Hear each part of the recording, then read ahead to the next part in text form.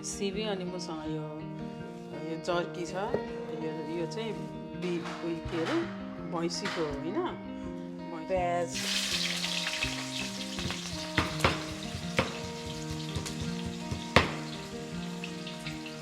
अब यसलाई चाहिँ म झिक्दैछु किनभने यो भुटिसक्यो होइन अनि यसलाई म झिकेर चाहिँ अनि यही तेलमा म यो बफलाई हाल्दैछु बफ अघि फ्राई गरेको होइन अनि त्यसकै तेल पनि यहाँ धेरै रहेछ यसलाई पनि मजाले हेलो 3 भियर्सहरूलाई हाम्रो भ्लगमा तपाईँहरूलाई स्वागत छ आज चाहिँ म तपाईँहरूलाई यो सिमी पकाएर देखाउँदैछु अनि सिमी अनि मसँग यो जर्की छ यो चाहिँ के अरे भैँसीको होइन भैँसीको उयो सिकुटी हो अनि म तपाईँहरूलाई त्यो कसरी म पकाउँदैछु त्यो तपाईँहरूलाई देखाउँछु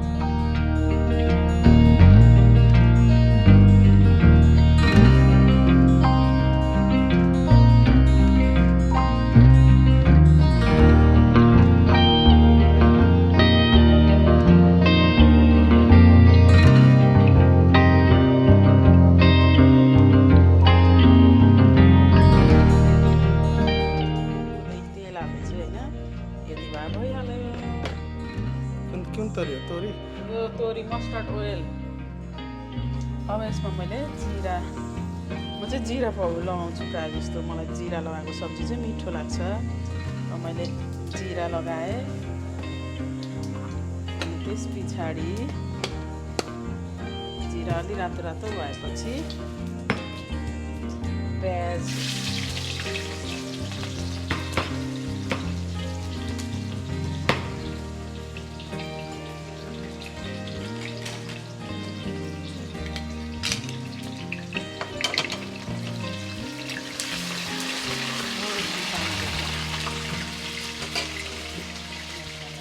लसुन लगाएँ मैले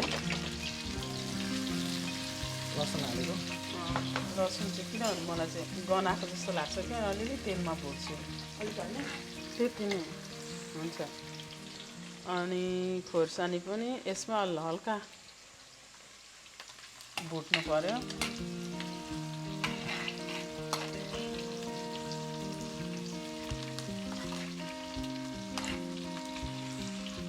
सिबी हाल्दैछु यस सिबी पनि कति धेरै पकाएको भन्नुहुन्छ होला आज हाम्रोमा स्पेसल गेस्ट साल दाजु दिदी अनि अभिषेक आएको छ होइन अनि हामी गरेर हामी 7-8 जना छौँ खाने 7 जना छौँ ल 7 जना छौँ हामी खाना खाने आज त्यो भएकोले गर्दाखेरि अनि निकै पकाएको आज गरो खाने विचार भएर दिदीलाई सिबीको सब्जी देख्दाखेरि भनेपछि त चामल अलिक थप्नुपर्छ होला मैले हर्दी हालेको छुइनँ अब अलिकति हर्दी पनि हाल्दैछु धेरै पनि लगाउनु हुँदैन तितो हुन्छ बेसी हर्दी अनि हर्दी लगाइसकेर चाहिँ तपाईँको अब अलिकति पाक्दै गएपछि अलिक घट्छ नि त सब्जी अनि त्यो घटेपछि चाहिँ नुन लगाउनु एस्टिमेट हुन्छ किनभने पहिले चाहिँ अलिक धेरै सब्जी देखिन्छ र धेरै हालिन्छ र चर्को सक्छ अनि एकछिन चलाएर यो तार्केर अलिक घटेपछि चाहिँ अनि हामी म हर्दी लगाउने नुन लगाउँदैछु म नुन लगाउँदैछु हाल्दै लगाएर देखाएको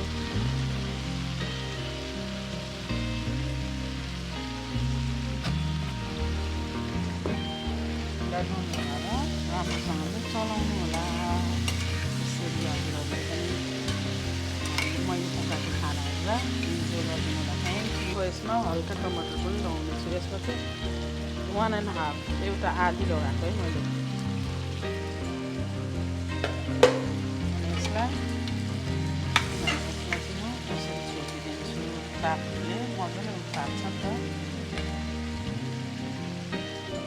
यो चाहिँ अदुवाको पेस्ट हो यो अदुवा हालेर नि म चलाउँदैछु ल हेर्नुहोस् है मेरो सब्जी हेर्नुहोस् है साथीहरू कस्तो भयो खाउँ लाग्दो भयो नि हेर्दाखेरि नि तर यसलाई अलिक पकाउँछु म त्यस्तो काँचो मन पर्दैन मलाई चाहिँ त्यही भएर अलि राम्रो गरी अलि मजाले छिप्पिएको छ कि त्यही भएर अलि मजाले पकाउँदैछु मैले यो सिमीलाई चाहिँ पानी नलगाइकन यतिकै तेलमा भुटेको अनि त्यसरी पकाउँदैछु मिडियम हिट अहिले चाहिँ मिडियम हिटमा लगाएको अनि यसलाई मैले छोपिनँ पनि छोप्यो भने चाहिँ अझै झन् पानी आउँछ र अलि भने जस्तो हुँदैन कि अनि त्यो भएर पानी नलगाइकन यसरी भुटेको अब रेडी फर सर्भ भइसक्यो हुन्छ यो चाहिँ पाकिसक्यो अब यसलाई म आगो निभाएर अनि यसलाई म निकाल्ने छु यो बलमा हाल्ने छु अनि यही कराईमै अर्को पनि छ तर यो ठुलो कराई छ कि अनि यसमै म फेरि बफलाई पकाउने छु यसरी काट्दैछु यत्रो यत्रो पिस बनाएर काट्दैछु अनि यसलाई म फ्राई गरेर तपाईँलाई देखाउने छु आजको हाम्रो स्पेसल खाना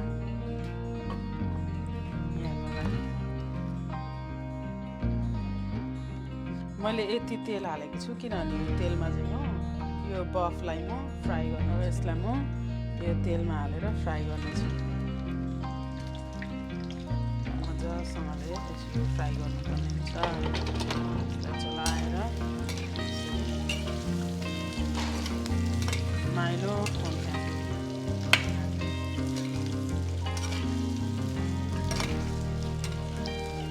मिडियम हिटमा लगाएर फ्राई गर्नुपर्ने हुन्छ किनभने स्वात्तै डढेर फेरि तितो पनि हुनसक्छ कि त्यो भएको कारणले गर्दा यसलाई चलाइ मिडियम हिटमा राखेर फ्राई गर्नुपर्ने हुन्छ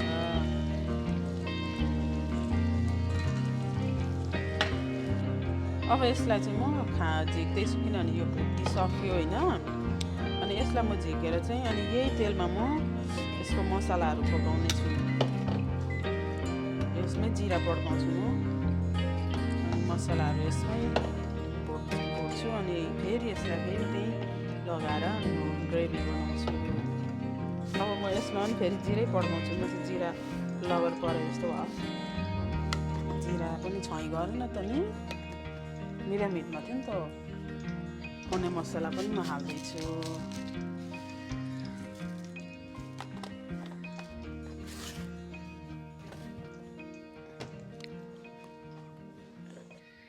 अब जिरा मैले हालिसक्यो होइन अब म यसमा पड्काउने मसला हालिसक्यो अब म प्याज हाल्दैछु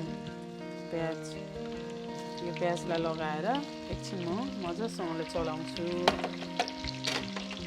यसरी हेर्नुहोला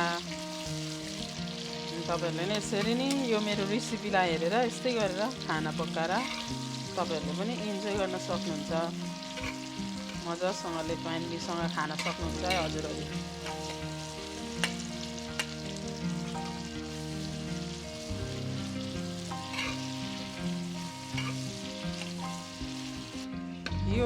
यो चाहिँ हो लसुन र अदुवाको पेस्ट हल्का म भुट्छु यसलाई पनि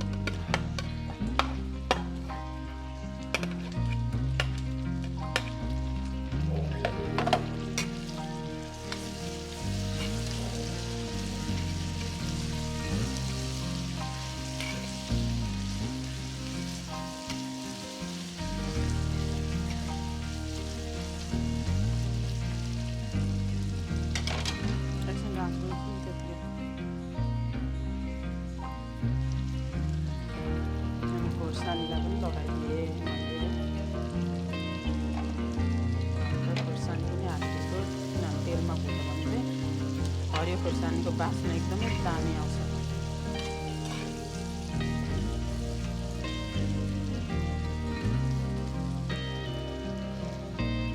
त्यस पछाडि म एकछिनबाट टमाटरलाई पनि हाल्नेछु यो चाहिँ 1.5 टमाटर एउटा आधी दुईवटा जति लगाउने एकदमै अमिलो हुन्छ कि त्यो भएर कम्ती त्यो एमाउन्ट अनुसारको टमाटर कति छ त्यो अनुसारको टमाटर हाल्नुपर्ने हुन्छ सब्जीको बफमा अनि यो मजासँगले पाकेपछि अब म यसमै मसला पनि पकाउँछु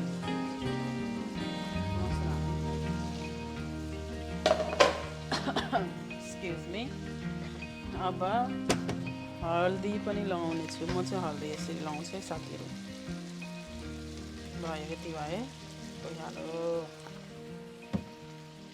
अनि हल्दी लगाएर चलाएर अनि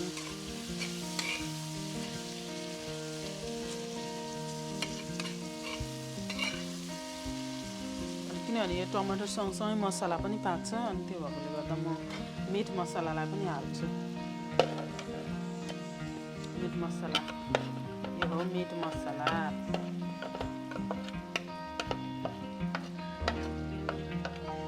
अनि मिट मसला सँगसँगै रेड चिल्ली पाउडर यो पनि हाल्नुपर्छ किनभने यसमै उयो हुन्छ रेड चिल्ली पाउडर।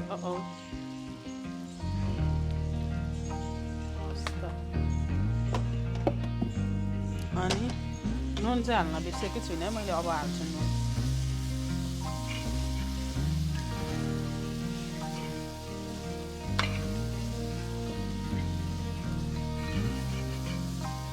यसलाई हल्का उयो गर्नुपर्छ, लो बनाउनुपर्छ। अनि नुनको मेजरमेन्ट नै थाहा रहेनछ कि क्या भन्नुहुन्छ होला, तर मलाई युजली म किचनमै भएको कारणले गर्दा मलाई यस्तो अन्दाज पनि गरेर हाल्छु म। हेर्नुहोस् त यो चाहिँ नि ग्रेभी हो कि हेर्दै खाउँ लाग्दो भयो। अब यो ग्रेभी अलि मजाले भुट्योस् अनि भुटेपछि चाहिँ म यसमा फेरि बफ हाल्छु। अनि त्यस पछाडि यो के हो यो आलु यसलाई म हाल्छु। साथीहरू यो पाकेपछि चाहिँ यस्तो कलर यस्तो हुन्छ यो, किनभने तेल एकतिर हुन्छ अनि यो ग्रेभी चाहिँ एकतिर हुन्छ। अनि त्यो चाहिँ यस्तो भयो भने चाहिँ रेडी भएको, रेडी टु सर्भ। अथवा चाहिँ म यो बफलाई हाल्दैछु, बफ अघि फ्राई गरेको होइन। अनि त्यसकै तेल पनि यहाँ धेरै रहेछ, यसलाई पनि अलिक मजाले सोरसार पारेर लगाउनु पऱ्यो। यसलाई मजाले चलाएर एकछिन दिनुपर्छ। आलु हालेर तपाईँहरूलाई देखाउने छु। Thank you. यसलाई चाहिँ म ग्रेभीमा मजासँगले भुट्दैछु, राम्रोसँगले हेरिदिनु होला। अब यो ग्रेभी र यो मासु भुटेर एकअर्कामा त्यो क्या रस गाडिनु पऱ्यो नि त। यो ग्रेभी पनि एकदमै मजासँगले भुटिएको छ, ग्रेभी र यो मासु चाहिँ। अनि अब यसमा म आलु मिसाउँदैछु।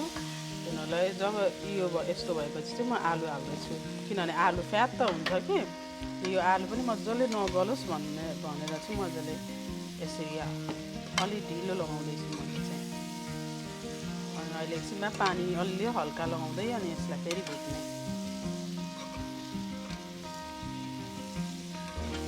यसलाई भुट्दा चाहिँ कस्तो पाराले पानी लगाउनुपर्छ भने यसरी हल्का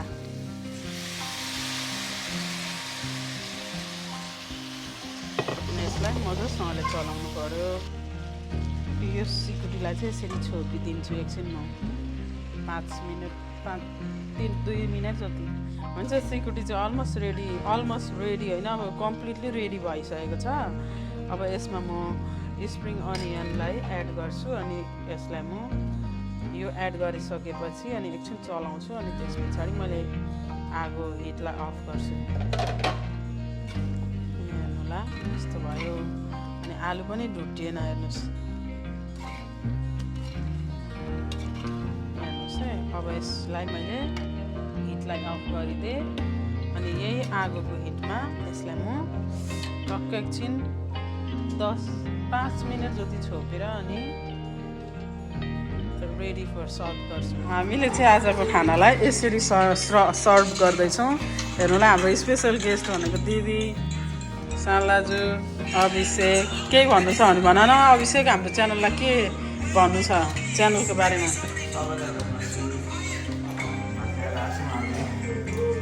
भन्दैन सेयर सब्सक्राइब गरिदिनु होला भनेर।